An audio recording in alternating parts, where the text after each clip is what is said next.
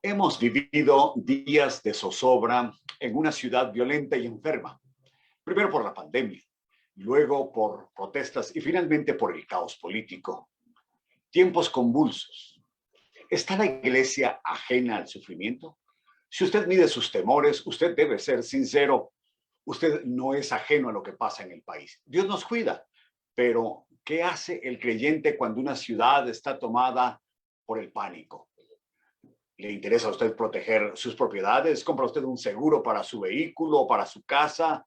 ¿Decide emigrar o quizás se compra el boleto de avión?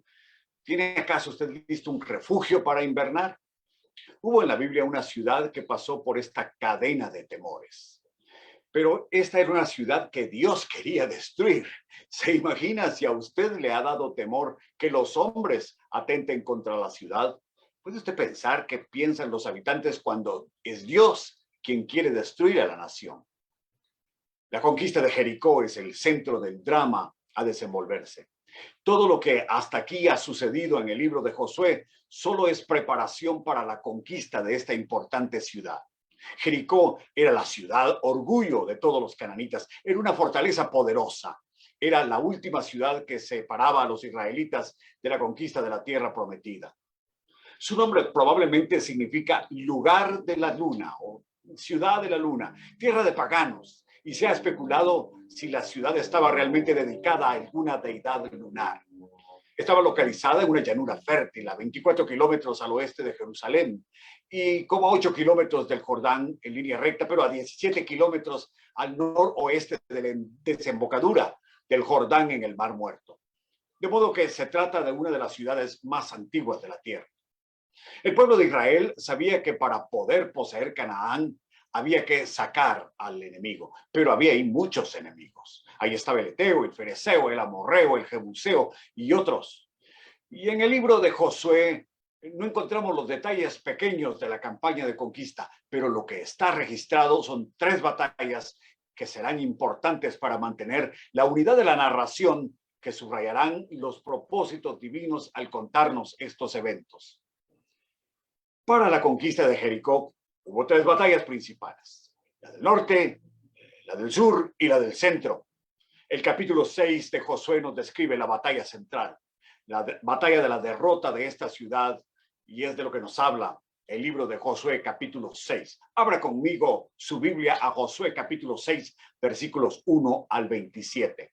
¿Qué dice este texto de Josué 6, 1 al 27? Bueno, cuando usted lee el texto una y otra vez, probablemente la impresión que le dé a usted el pasaje es que la victoria que Dios nos otorga se basa en la obediencia. Mire la primera parte del pasaje. La primera parte del pasaje, ese pasaje que habla de la victoria que Dios nos otorga, dice que la victoria se basa en hacer las cosas que Dios nos ha mandado. Versículos 1 al 5. Dios nos ha entregado la ciudad, eso testifica el versículo 1.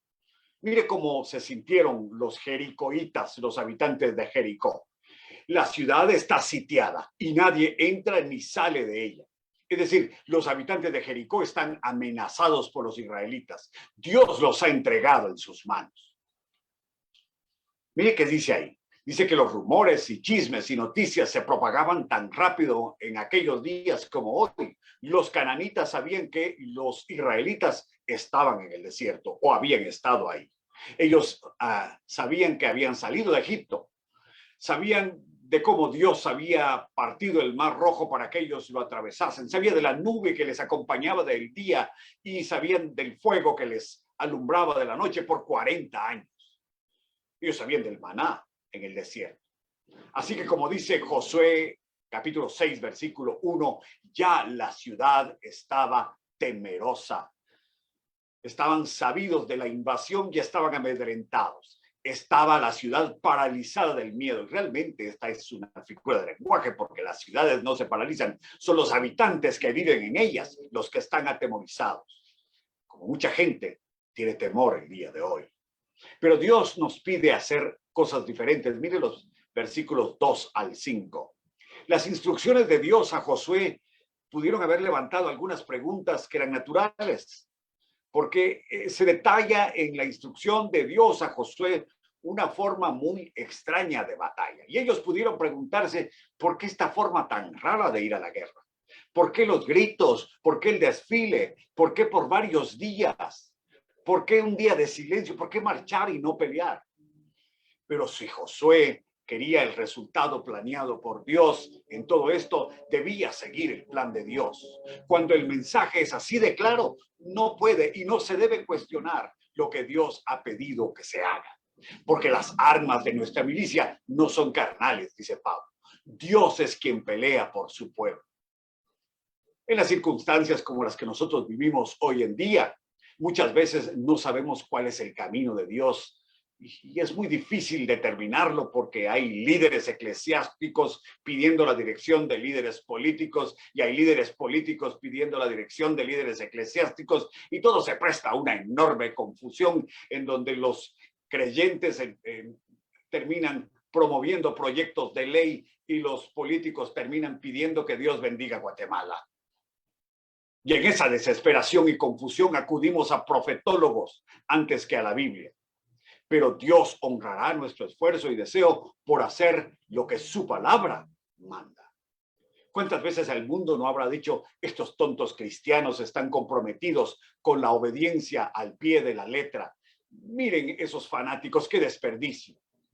Tal vez a usted le parezca que solo damos vueltas y vueltas y vueltas en torno a Jericó, que marchamos y marchamos, pero al final se verá que quien fue fiel y obediente obtendrá la victoria. Pero esta victoria que está aquí en juego, Dios la tiene planeada para su pueblo. Una parte, por supuesto, la hicieron los hombres de guerra, pero al final, en el versículo 5, Dios los involucró a todos. No dijo solo los hombres, tampoco dijo solo los que creen, ni dijo solo los que quieran. El pueblo entero debía gritar y al caer el muro, todos debían subir adelante. A veces queremos ganar victorias para el pueblo de Dios, pero no queremos pelear las batallas. Las batallas no tienen que ver con nuestro activismo, las batallas tienen que ver con nuestra obediencia. Queremos que otros peleen, que otros sean obedientes. Queremos que otros paguen los costos. Nosotros queremos las externalidades positivas, como dicen los economistas, de la obediencia de otros. Nos interesa que otros hagan ese sacrificio. La verdad es que así no conquistaremos nuestro Jericó. Otros estamos peleando batallas que ya se ganaron hace más de 100 años. Involúcrate, invierte, lucha y busca tu lugar, pero debe ser en el plan de lo que Dios está haciendo en la iglesia, entre su pueblo. Así que, en primer lugar, hacemos las cosas que Dios nos manda. Versículos 1 al 5. Pero miren, en segundo lugar, dice que la victoria se basa en hacer que la presencia del Señor sea conocida. Versículos 6 al 21. Si la presencia de Dios va con nosotros, los milagros son posibles. Versículos 6 al 11. Mire versículos 6 al 11. Ahí está la insistencia en el arca del pacto. No hay victoria sin reconocer que en lo que hacemos Dios está presente. Fue suficiente para Israel al escuchar las instrucciones dadas por Josué para obedecerlas al pie de la letra. ¿Por qué? Porque Dios va con ellos. Las preguntas y respuestas podían esperar para otro día. Fe y obediencia son suficiente luz para ir por la vereda hoy, porque Dios está con nosotros. La intimidad de su presencia está simbolizada cuando colocaron el arca en medio de los soldados, un batallón por enfrente y otro por detrás, versículo 9. Ellos confiaban en la palabra de Dios. Si Él había dicho que iba con ellos, así lo creían. Y hoy todas tus victorias están relacionadas con eso, con la presencia de Dios en tu vida. Había detalles que ellos debían guardar, marchar, gritar, callar. Tal vez lo más difícil fue marchar, como dice el versículo 10, en silencio. No podían ir comentando los pormenores de las vueltas. No podían ir platicando sobre la vuelta del día anterior, tampoco sobre qué les esperaría la vuelta del día de mañana. Dios había dado instrucciones. ¿Le parece difícil obedecer a Dios? Los israelitas tuvieron que guardar silencio. Algo tan difícil. Ellos lo hicieron con fe en que Dios, a través de esa obediencia, les daría la victoria. Y Dios premió esa obediencia que ellos siguieron al pie de la letra. ¿Se imagina usted al final de la primera vuelta, el primer día, qué pudieron haber dicho? Yo miro todo igual. ¿Por qué esperar más días? Demos las 7 vueltas de una vez. Para el tercer día ya algunos impacientes dirían, ¿y qué estamos haciendo? Solo el ridículo. Ya oigo a los demás pueblos hacer chistes de los pobres israelitas que todo lo que están logrando es cansarse. Por supuesto, está el activista también del grupo que hacía su contribución diciendo, qué vueltas ni qué nada, vamos a hacer algo. Marchar y marchar y marchar no es hacer algo. Pero lo hacían, ¿por qué? Porque el arca iba con ellos. La presencia de Dios estaba en su medio. Las batallas de Israel eran en verdad las batallas de Dios. Y las trompetas tocadas por los sacerdotes no eran trompetas de batalla, sino de júbilo, celebrando que esto era una batalla de Dios y no una batalla militar. Tus batallas son las oportunidades para ver la soberanía de Dios. Recuerda que estamos derrotando principados y potestades. Hoy el pueblo del Señor conquista las instituciones en las que Satanás se ha entronizado. ¿Y cómo las conquistamos? Orando y participando sabiamente, velando y haciendo su voluntad y su trabajo, no el trabajo de los demás. Si la presencia de Dios va con nosotros, tenemos cosas que aprender, dicen los versículos 12 al 14. Mire 12 al 14. Toda esta escenografía es una lección audiovisual planeada para enseñar no a Jericó, sino a Israel. El plan militar no era para debilitar al ejército de Jericó. El relato bíblico nos enseña que la gente de Jericó no quedará persona alguna de ellos. Así que en las instrucciones dadas por Dios a Josué está claro que todo era para la enseñanza del pueblo de Israel. Para nosotros, como dijo Pablo, se escribieron todas estas cosas. La marcha alrededor de la ciudad debió impresionar a los israelitas sobre su propia unidad. Y es que ellos no habían marchado en el desierto. Recuerda que ellos anduvieron en el desierto. Bueno, estuvieron 40 años por el desierto, pero habían caminado en el desierto como una gran familia. Aquí estaban marchando. Por supuesto que este no era un desfile militar con toda su precisión y brillantez, pero tenían un espíritu unido, estaban en el mismo sentir, en la misma meta. El sentir y la meta era esperar con fe en Dios para que Él les diera la victoria. No siempre sucede eso en nuestro medio. ¿Tú viste en nuestro país hoy? Creemos tener las mismas metas, creemos tener el mismo sentir, pero hay unidad a la hora de marchar para llevar adelante la lucha contra la violencia, la pobreza, la corrupción. Cada quien parece tomar su propia bandera. En cambio, aquí yo no veo al marchista Oseas tratando de ir por un camino diferente al de Josué. Tampoco miro a Urías poniendo tropiezo a Micaías. Dice que todos iban unidos. ¿Por qué? Porque estaba la presencia de Dios en medio de ellos. Si la presencia de Dios va con nosotros, las batallas las gana Él y no nosotros, dicen los versículos 15 al 21. Mira los versículos 15 al 21. El día del ansiado milagro llegó. ¿Tomaron la ciudad? No, la ciudad se desmoronó ante sus ojos. Solamente el milagro es prueba de ello, porque el tiempo había sido profetizado por Dios en el capítulo 6, versículo 5. Y el cumplimiento se dio en el capítulo 6, versículo 20. Hoy predicamos que Dios sigue siendo el mismo Dios omnipotente, el mismo que hizo caer los muros, es el que calmó la tempestad en el mar, es el mismo que puede transformar corazones, derribar los muros del pecado y de la ceguera espiritual, es el mismo Dios que puede renovar nuestras instituciones y nuestras actitudes como país. Pero Dios se los entregó. Y su divina disposición fue que todo lo que respiraba en esa ciudad, fuese humano o fuese animal, debía morir, según el versículo 21. Dios había guardado una paciencia de siglos contra estos pueblos paganos. Israel podía tener la tentación, por supuesto, de tomar de aquello que habían conquistado, pero ellos debían recordar que la conquista no fue ganada por ellos, sino por la presencia de Dios. Dios no les entregó los tesoros, sino que les entregó la victoria. Los judíos necesitaban aprender que había castigo si tomaban algunas de las cosas de la nación conquistada. El versículo 17 nos recuerda algo de esto. Encontramos que Jericó y todo lo que allí había y vivía estaba apartado para Dios y sus divinas disposiciones. Por lo tanto, no podía ser apropiado por Israel. Dios tenía un propósito sagrado para las cosas de oro, de plata, de cobre, de hierro que había en Jericó. Era la ofrenda de los paganos custodiada por los sacerdotes. Sería el tesoro de Jehová. Y traducido hoy, eso significa que todo lo que Dios te ha dado es un regalo de Dios y debes usarlo en función divina, porque Dios te lo ha dado por su presencia, o lo has conseguido por la presencia de Dios en tus tareas y en tus proyectos. De modo que, ¿qué hemos visto hasta aquí?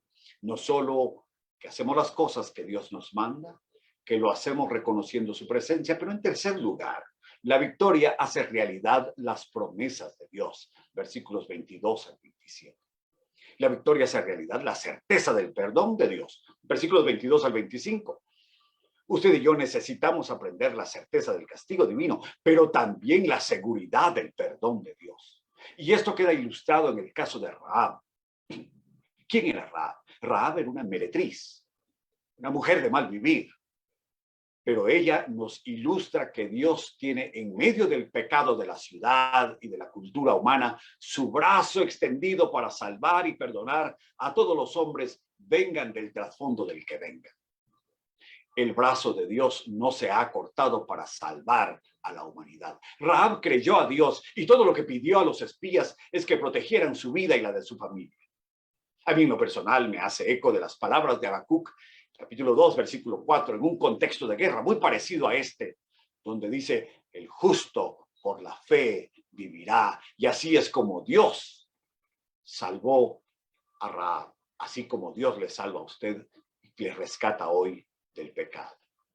Y la victoria quedó sellada para siempre, según los versículos 26 y 27. Son las promesas de Dios las que llevaron a Josué a dictaminar sobre el futuro de la ciudad como una maldición de la cual este territorio, esta cultura, estos procederes, esta forma de actuar jamás se recuperaría. Ve los versículos 26 al 27. Hasta el día de hoy la ciudad de Jericó no ha sido restaurada. Existe una localidad con ese nombre, pero no está en la exacta ubicación geográfica de Jericó que Josué destruyó y quemó. Dios selló la victoria y esa victoria tiene consecuencias para la posteridad. Tus victorias tienen consecuencias para la posteridad. Israel no era un pueblo agresivo ni militar y el estar en campañas de guerra no era su predilección, sino el mandato de Dios. Para saber por qué Dios estaba castigando a los cananitas, les ayudaba a conocer la persona santa de Dios. El que toda la población cananita fuera eliminada tenía como propósito que Dios purgaría la corrupción de siglos que él había advertido, la prostitución sagrada, los sacrificios infantiles, las injusticias, las truanerías, las brujerías, tantos actos de corrupción y prácticas perversas que amenazaban fatalmente la vida recta y piadosa y santa que debía ser la cultura de Israel que iba a sentarse en ese lugar. Las guerras de Israel contra las naciones paganas eran guerras que de fondo tenían una polémica librada por Dios contra aquello que destruye a la persona humana. Todo aquello que humilla, ultraja, vulnera al ser humano, Dios lo destruye. Y si esos son principados, si esos son potestades, si esas son ciudades, si esos son imperios, si esos son gobiernos, Dios los destruirá. La forma en que él disponía de los conquistados, como se acostumbraba en la antigüedad, era su prerrogativa, porque Yahweh reina y los reyes disponían así. Bien, ¿qué hemos visto en este pasaje? Hemos visto que la victoria que Dios tiene para nosotros es resultado de la obediencia. Primero, la victoria se basa en hacer las cosas que Dios nos ha mandado, versículos 2 al 5. Segundo, la victoria se basa en hacer que su presencia sea conocida, versículos 6 al 21. Y tercero, la victoria hace realidad las promesas de Dios, versículos 22 al 27. ¿Quiere usted ser un cristiano victorioso? No es suficiente pensarlo, ni siquiera es suficiente creerlo, sino hacer lo que Dios le ha dicho. ¿Quiere ser un cristiano victorioso? Muestre en su vida y en sus acciones la presencia de Dios. ¿Quiere usted de veras ser un cristiano victorioso? Luche las batallas de Dios, porque la obediencia hace realidad sus promesas. Todos aquellos años en el desierto, el pueblo vio mucho de Dios, pero ahora verían aún más en la tierra prometida, pero debían creer y obedecer su palabra. Los israelitas aprendieron una y otra vez que no había medios caminos con Dios. Él prometió todo Canaán a los israelitas. Él castigó a todos los incrédulos en el desierto que tenían miedo de entrar en la tierra prometida. Toda la ley que tenía que ser cumplida. Todo el pueblo tenía que gritar para que cayera el muro de Jericó. Dios quiere todo tu ser. Él no quiere el 40% de tu tiempo, de tus recursos. Dios quiere que todo lo que somos, hacemos y poseemos, se lo entreguemos a Él, porque Él es el dueño de todo. Ahora, ojo, no es la iglesia, tampoco el pastor, es a Dios. Dios no dio una parte de Cristo para que fuera crucificado en la cruz por mis pecados y por los tuyos. Él entregó a Cristo en cuerpo y alma, en carne y espíritu, para morir por nuestros pecados. ¿Por qué entonces estoy dispuesto yo a darle solo lo que me sobra? Involúcrate, invierte, lucha, busca tu lugar en el plan de lo que Dios está haciendo en este país. Pon tu tiempo, tu bolsa, tu esfuerzo ahí en donde está tu discurso. Sirve a Dios y decide hacerlo ahora mismo. Esta es una oportunidad para pedir dirección a Dios sobre la lucha que debemos emprender por nuestro pueblo. Hablemos de este tema con Dios en este momento. Señor, te damos gracias porque tu palabra nos habla hoy, fresca, viva y penetra hasta la coyuntura. Y nos revela, Señor, la necesidad que tenemos de ir más allá del discurso, de ir más allá de la creencia. Pasar, Señor, a la obediencia, comprometernos contigo y hacer realidad tu palabra en nuestra vida. Ayúdanos, Señor, a hacer justamente eso. Y lo pedimos en el nombre que es sobre todo nombre, el nombre de Jesús resucitado, quien murió por nuestros pecados y resucitó para darnos vida eterna. En ese nombre oramos. Amén. Amén.